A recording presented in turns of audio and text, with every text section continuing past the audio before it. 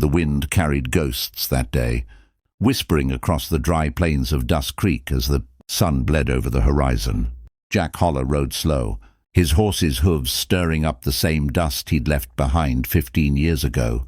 The ranch up ahead looked like a skeleton of its former self, boards warped by time, the porch caving in, and the once golden fields now overrun by weeds and silence.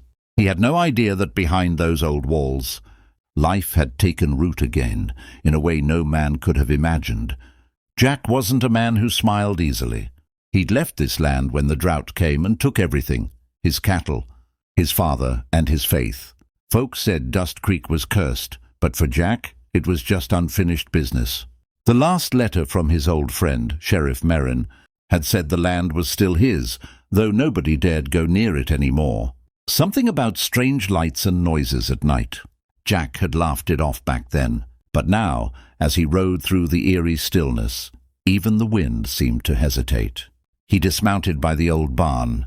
The wood creaked when he pushed the door open. Inside, faint footprints dusted the floor, fresh, smaller than a man's boot. His hand instinctively went to the revolver on his hip. "Who's there?"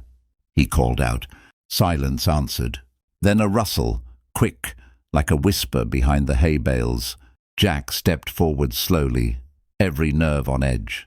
A flash of movement, and something clattered to the ground. A tin cup. Then, from the shadows, a young woman stepped out, barefoot, her dress plain but clean, eyes wide with fear and defiance. She looked no older than 20. Behind her, 2 others emerged, quiet, hesitant, like deer unsure of whether to flee or fight. Their clothes were simple, their hair long and untamed. None of them spoke at first. Jack's breath hitched. These weren't travelers or bandits. They looked sheltered. "What in God's name?" Jack started, but the woman in front raised her hand sharply. "You don't belong here," she said firmly. Her voice trembled, but her eyes didn't. "This land's ours now." Jack frowned. "Yours?" "Miss, this is the Holler Ranch. Been mine since before you were born." The second woman stepped closer, her face streaked with dust. "No one's come here for years. We live here now. You should leave." Jack looked around, confused, then back at them. "How long have you been here?" The first woman, clearly their leader, hesitated before answering. "Long enough." The tone of her voice sent a shiver down Jack's spine. Something was strange about them. Not dangerous, but secretive. He took off his hat and wiped the sweat from his brow. "I ain't looking for trouble. Just came to see what's left of the place. Didn't expect to find anyone living in it." The woman's eyes softened slightly, but only for a second. "We don't get visitors," she said. "Not since the war ended." Jack's mind raced. War. That was nearly 15 years ago. How could they still be living like it never ended? He tried to ask more, but she turned abruptly and motioned for the others to follow. "Come sundown, you'll go," she said over her shoulder. Jack didn't move. Something in his gut told him to stay, not out of pride, but because of the look in her eyes. It wasn't hatred. It was fear, fear of something unseen. That night, as he sat by his campfire just outside the house, the prairie stretched wide and silent around him.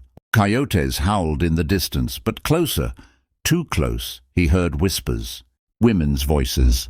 He turned his head toward the ranch house. Faint light flickered through the cracks of the boarded windows. Curiosity burned through him. He couldn't sleep.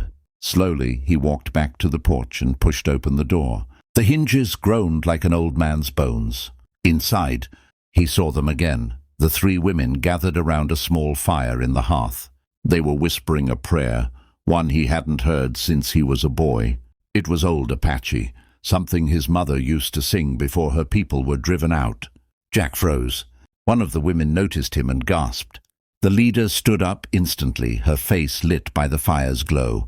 "You shouldn't be here," she said again, her voice lower now, almost pleading. "I just want to understand," Jack replied quietly. "Who are you? Why stay hidden in this old ruin?" The younger woman looked at her leader, uncertain. Finally, the leader sighed and said, "We are what's left. Our mothers came here long ago, running from men who hunted them. This place, it kept us safe. Until now." Jack's chest tightened. And now? She met his gaze unflinching. Now you've brought the outside back in. And it won't let you go. The fire crackled. Wind howled through the gaps in the wood, as if the house itself was listening. Jack felt something stir inside him. Not fear, but fate. The air in the room was heavy, charged with history and secrets. The leader stepped closer, her eyes searching his. "You'll stay," she said softly, almost like a command. "You've seen too much to leave now. You're one of us, whether you want to be or not."